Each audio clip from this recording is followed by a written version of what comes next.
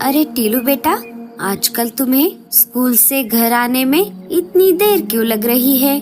तुम्हारे सारे दोस्त और पिंकी तो कब का घर आ गए हैं। मम्मी, मैं भी रोज सबके साथ ही निकलता हूँ, लेकिन क्या करूँ, मेरा स्कूल बैग जगह जगह से फट गया है। स्कूल छूटने के बाद जब भी मैं घर के लिए निकलता हूँ, तब रास्ते में जगह जगह स्कूल बैग से सामान गिरता रहता है। उसे लेकर आते आते मुझे देर हो जाती है। पिंकी भी मेरे लिए नहीं रुकती। अरे, तो ऐसी बात है? टीलू बेटा, तुमने ये बात मुझे पहले क्यों नहीं बताई? तुम चिंता मत करो, मैं जल्द ही तुम्हें एक नया स्कूल बैग लेकर दूंगी। और पिंकी, तुम्हें ऐसा नहीं करना चाहिए। टीलू तुम्हारा बड़ा भाई है, तुम्हें उसके साथ आना चाहिए। मम्मी, मुझे नया स्कूल बैग नहीं चाहिए। आप ये स्कूल बैग बड़े ही चाचा के पास लेकर जाओ और इसे ही ठीक करवाओ। और नया स्कूल बैग लेने के बजाय मुझे और पिंकी को नई टोपी और मफलर चाहिए। हमारे सारे दोस्तों के पास नए टोपी और मफलर है, बस हम दोनों के पास ही नहीं है माँ। हमारे सारे दोस्त हमें बहुत चिढ़ाते हैं और सुबह स्कूल जाते समय हमें बहुत ठंड भी लगती है। हाँ मम्मी, भैया बिल्कुल सही बोल रहा है, इस बार की ठंड तो बहुत ज्यादा है। ठीक है मेरे बच्चों, मैं आप दोनों को नई टोपी और मफलर लेकर दूंगी। अभी तुम दोनों खाना खा लो। मैं जरा पापा से मिलने के लिए महल जा रही हूँ। वहाँ से निकलकर मैं रानी आंटी के साथ अनाज लाने के लिए बाहर जाने वाली हूँ। तब तक तुम दोनों घर में ही रहना, अकेले कहीं बाहर मत जाना। ठीक है मम्मी। लाडो घर से निकल पड़ती है। थोड़ी देर उड़ने के बाद वो बल्लू से मिलने महल में आ जाती है। बल्लू महल में साफ सफाई का काम करता था। बल्लू जी, पिंकी और टीलू नए टोपी और मफलर के लिए जिद कर रहे हैं। लाडो, अभी तो मेरे पास थोड़े भी पैसे नहीं है, हमें बच्चों को समझाना होगा। क्या आप राजा जी से थोड़े पैसे उधार ले सकते हो? नहीं लाडो, मैंने पहले से ही राजा जी से बहुत सारे पैसे उधार पर ले रखे हैं। लेकिन तुम चिंता मत करो, मैं जल्द से जल्द कहीं ना कहीं से पैसों का इंतजाम कर दूंगा। उसके बाद हम टीलू और पिंकी के लिए नए टोपी और मफलर खरीद लेंगे और मैं तुम्हें भी नया स्वेटर लेकर दूंगा। ठीक है बल्लू जी, अब मैं चलती हूँ। मुझे यहाँ से निकलकर रानी चिड़िया के साथ अनाज लाने के लिए बाहर जाना है। बच्चे घर पर अकेले हैं। ठीक है लाडो, संभल कर जाना। लाडो वहाँ से निकलकर सीधा रानी चिड़िया के घर आ जाती है। चलो रानी, हम अनाज लाने के लिए चलते हैं। लाडो, हम अनाज लाने के लिए बाद में जाएंगे। पहले तुम मेरे साथ पंछी मार्केट चलो। मुझे मेरे बच्चों के लिए नई टोपी और मफलर लेनी है। उनके अभी के टोपी और मफलर पुराने हो गए हैं। मैं हर साल सर्दी के मौसम में मेरे बच्चों के लिए नई टोपी और मफलर खरीदती हूँ। रानी के ऐसा कहते ही लाडो मायूस हो गई। अरे लाडो, क्या हुआ? तुम मायूस क्यों लग रही हो? अरे कुछ नहीं रानी, चलो हम चलते हैं, लेकिन हमें जल्दी वापस आना होगा। मेरे बच्चे घर पर अकेले हैं। हाँ हाँ, हम जल्दी वापस आएंगे। लाडो और रानी निकल पड़ती है। थोड़ी ही देर में वो पंछी मार्ट से रानी के बच्चों के लिए नई टोपी और मफलर लेकर वापस आ जाती है।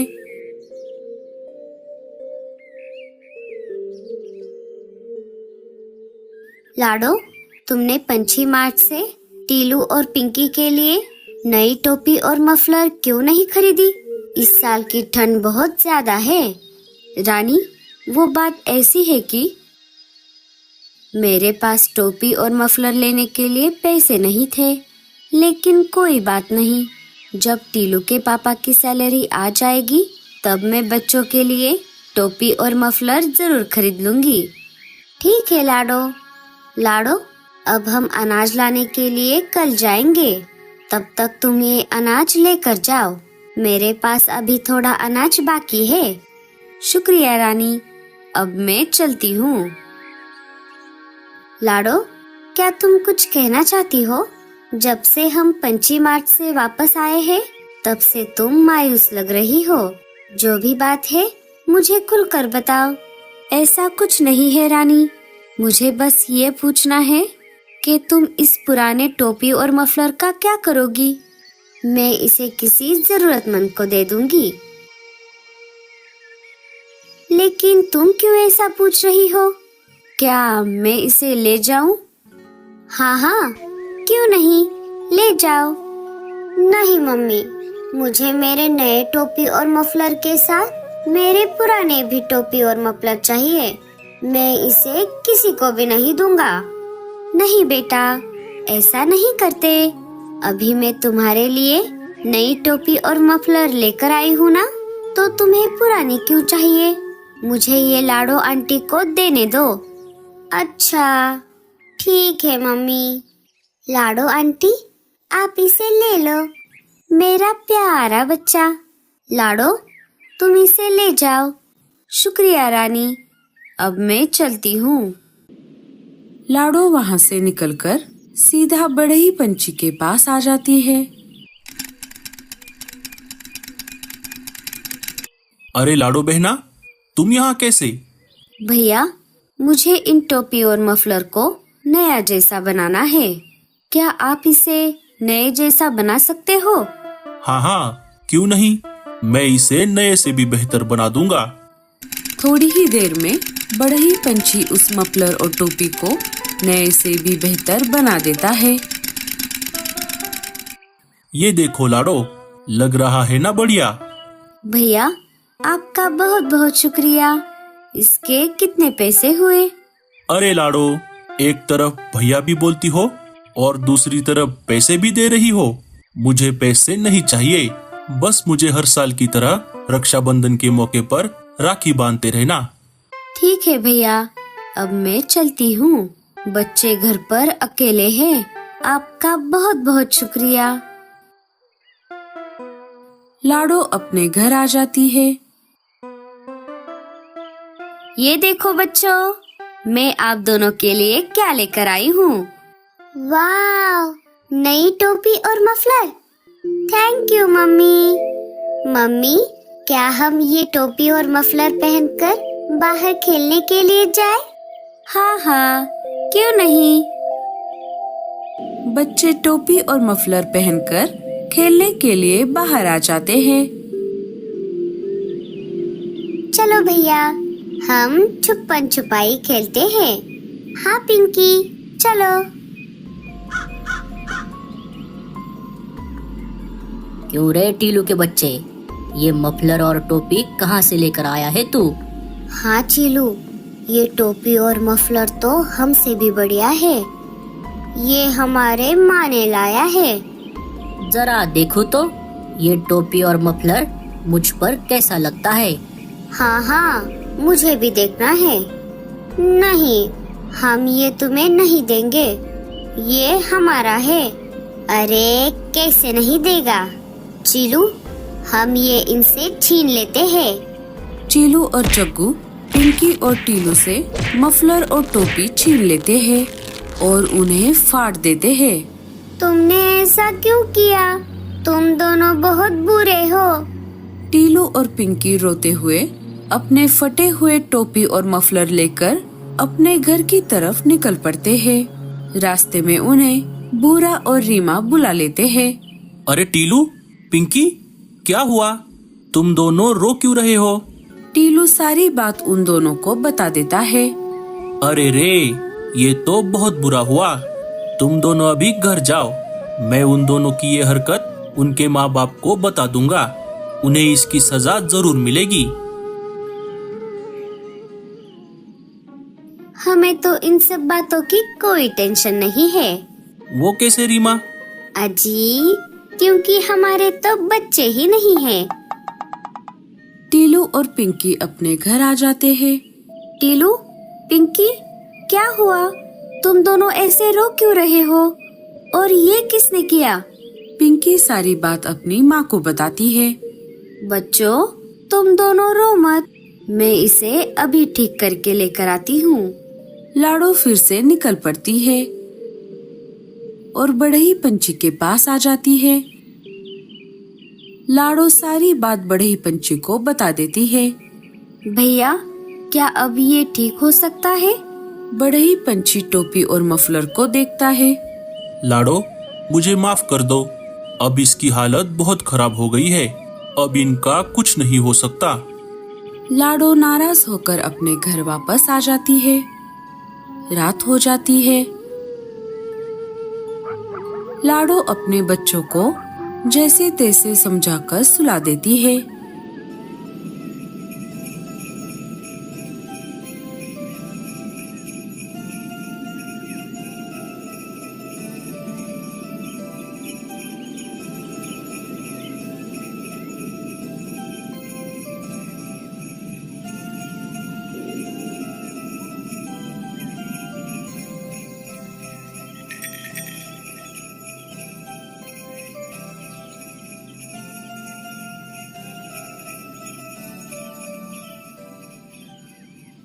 सुबह हो जाती है। मम्मी, ये गिफ्ट कौन लेकर आया है? क्या पता बच्चों, मैं तो नहीं लेकर आई। अरे हाँ, आज तो क्रिसमस है। कहीं ये गिफ्ट सांता क्लॉज ने तो नहीं दिया? टीलू और पिंकी गिफ्ट खोलकर देखते हैं। जैसे ही उन्होंने गिफ्ट को खोला, उन्हें उसमें नए नए 2 स्कूल बैग, नए नए 2 टोपी और मफलर, चॉकलेट्स और लाडो और बल्लू के लिए 2 नए स्वेटर भी दिखाई दिए। Thank you Santa Claus. Thank you Santa Claus. अरे वाह, गिफ्ट! इसे खोल कर देखता हूँ।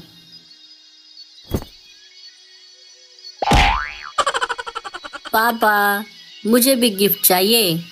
अगर उस दिन तुमने टीलू और पिंकी को परेशान नहीं किया होता तो आज तुम्हें भी गिफ्ट मिल जाता।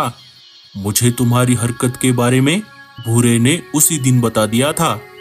अब तुम और जग्गू एक काम करो, टीलू और पिंकी के घर जाकर उनसे माफी मांगो।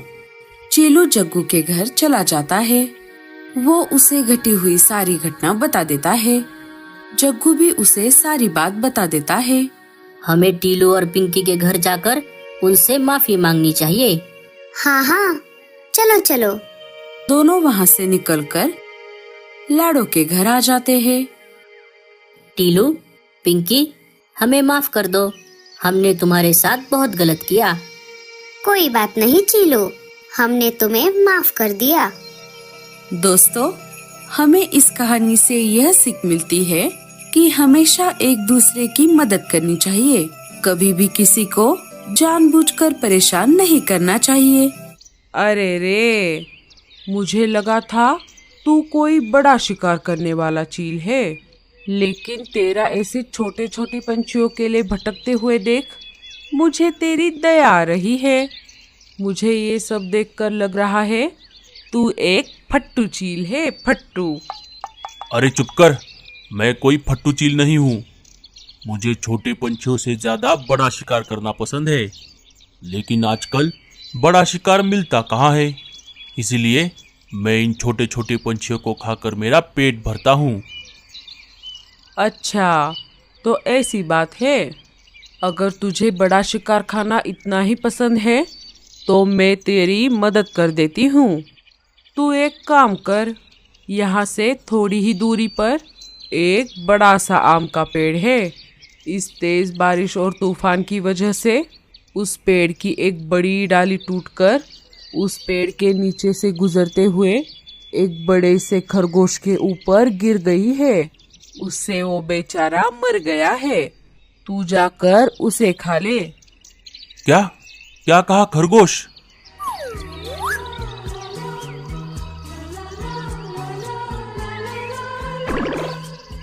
खरगोश का मांस तो कितना बढ़िया और नरम होता है। मुझे खरगोश खाए कितने महीने हो गए।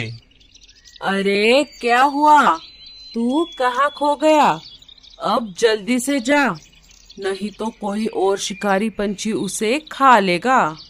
हाँ हाँ, मैं अभी जाता हूँ। इनका बाहर आने का इंतजार करते करते मैं ही मर जाऊंगा। चील वहां से चला जाता है। उसके जाते ही रानू की माँ लाडो के घोंसले के अंदर आ जाती है। लाडो और बच्चों ने सब कुछ सुन लिया था। माँ जी, आपका बहुत बहुत शुक्रिया। मैं तो बहुत डर गई थी। डरो मत बेटी, इन जैसे चीलों के साथ ऐसे ही निपटना पड़ता है। मैंने तुम्हें मेरे बेटी के घर पर देखा था। तुम अपने बच्चों को वहां पर खाना खिलाने के लिए लाई थी। और क्या हुआ? तुम्हारा पति कहाँ पर है? लाडो सारी बात रानू की माँ को बताती है। अच्छा, तो ऐसी बात है। मैं अभी मेरे घर की तरफ वापस जा रही हूँ। अगर रास्ते में मुझे तुम्हारा पति कहीं पर दिख गया तो मैं उसे तुम्हारे बारे में जरूर बताऊंगी। और तुम अभी यहाँ से कहीं बाहर मत जाओ। वो शिकारी चील फिर से तुम पर हमला करने के लिए वापस यहाँ पर आ सकता है, लेकिन वो घोंसले के अंदर नहीं आ सकता। चलो, अब मैं चलती हूँ। अपना और अपने बच्चों का ध्यान रखना। रानू की माँ वहां से चली जाती है। जब वो अपने घर की तरफ जा रही थी तभी उन्हें रास्ते में मीनू मौसी मिल जाती है। अरे मीनू, तुम यहाँ पर कैसे? तेरा घोंसला तो यहाँ से बहुत दूर है। अरे क्या बताऊँ आपको। मीनू मौसी सारी बात रानू की माँ को बता देती है। मेरी वजह से बेचारा लाडो का परिवार मर गया। अरे मीनू, तू रो मत। और तू उसी लाडो की बात कर रही है ना, जिसके 5 बच्चे हैं? हाँ हाँ, वही वही। लेकिन आपको कैसे पता? रानू की माँ मीनू मौसी को सारी बात बता देती है। लाडो और उसके बच्चे बिल्कुल सुरक्षित है। और ऊपर वाला करे बल्लू को भी कुछ ना हुआ हो। तू एक काम कर, तू भी लाडो के घोंसले में चली जा। वो शिकारी पंछी उस घोंसले के अंदर नहीं जा सकता। और तुझे तो पता है, वो चील बूढ़े पंछियों को नहीं खाता। और चील मेरे घर की तरफ नहीं आएगा। ठीक है माँ जी, आपका बहुत बहुत शुक्रिया। दोनों अपने अपने रास्ते चली जाती है। जब रानू की माँ अपने घर जा रही थी तभी ऊपर से उन्हें बल्लू चिड़ा बेहोश पड़ा हुआ दिखाई देता है। वो उसके पास आ जाती है। अरे, ये कौन है? लगता है ये बेहोश हो गया है। रानू की माँ मदद के लिए पुकारने लगती है। तभी भूरा वहां से अनाज लेकर जा रहा था। उनकी आवाज सुनकर वो वहां पर आ जाता है। अरे माँ जी, क्या हुआ? क्या बात है? अरे देखो ना भूरे, ये चिड़ा बेहोश हो गया है। हमें इसकी मदद करनी होगी। अरे, ये तो बल्लू है, लेकिन ये यहाँ पर बेहोश कैसे हो गया? क्या क्या कहा बल्लू? तो ये बल्लू है? हे ऊपर वाले, तेरा लाख लाख शुक्र है। अरे भूरे, इसकी पत्नी लाडो और उसके बच्चे इसे बहुत ढूंढ रहे हैं। मैं अभी वहीं से आ रही हूँ। अच्छा हुआ, इसे कुछ नहीं हुआ। भूरे ने आसपास पड़े खाए हुए बेरियों को देखा। अरे बाप रे, लगता है बल्लू ने इन जहरीली बेरियों को खाया है। उसी वजह से ये बेहोश हो गया है। भूरे, हमें इसे अभी के अभी डॉक्टर के पास लेकर जाना होगा। अरे नहीं नहीं माँ जी, इसे डॉक्टर के पास लेकर जाने की कोई जरूरत नहीं है। इसका इलाज यही हो जाएगा। वो कैसे भूरे? इसने जिस पेड़ से बेरियों को खाया है, अगर उसी पेड़ के पत्तों का रस निकाल कर इसे पिलाया जाए तो ये 1 मिनट में होश में आ जाएगा। अरे वाह भूरे, तुम तो बहुत होशियार हो। भूरा पत्तों का रस निकालकर बल्लू को पिला देता है। थोड़ी ही देर में बल्लू बेहोशी से जाग जाता है। अरे मैं कहाँ हूँ और आप दोनों कौन हो? अरे बल्लू, तू बहुत देर से यहाँ बेहोश पड़ा हुआ था। तेरे बीवी और बच्चे तुझे ढूंढ रहे हैं। हाँ, इन जहरीली बेरियों को खाकर मैं बेहोश हो गया था। मैं कल सुबह से अनाज की खोज में घर से बाहर हूँ। लाडो और बच्चे भूखे हैं। अब मुझे यहीं कहीं से अनाज लेकर जल्दी से मेरे घर जाना होगा। अरे रुक जाओ बल्लू, तुम मेरे अनाज में से आधा अनाज ले जाओ। मुझे इतना अनाज काफ़ी है। आप दोनों का बहुत बहुत शुक्रिया। अब मुझे जाना होगा। मैं भी तेरे साथ आती हूँ।